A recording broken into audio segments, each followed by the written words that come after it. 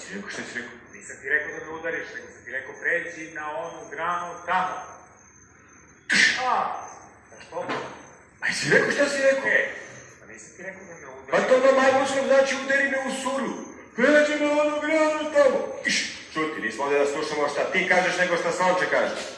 Aj, kaži nešto drugo. Pa idem ja kući. Čekaj, ne, stani, nema možda, Slonče, pa ne ovdje, vrati se. Pa čekaj, mi ovdje čezemo za nekim da nam priča šta da radimo, molim te, vrati se. Vrati se, Slonče, vrati se. Vratilo se, Slonče, vratilo se, Slonče, lijane nam se tresu. Aj, kaži nešto drugo. Ajde vam. Kaži.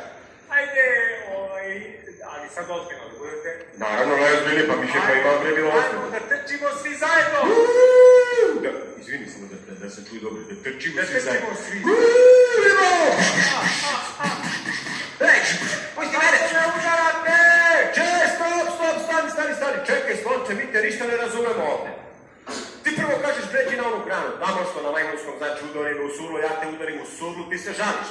Sada kažeš da svi zajedno trčimo, što na majmunskom znači da te svi zajedno udaramo i ti se opet žališ. Mi zaista ne znamo kako da ti udovoljimo. Ti mene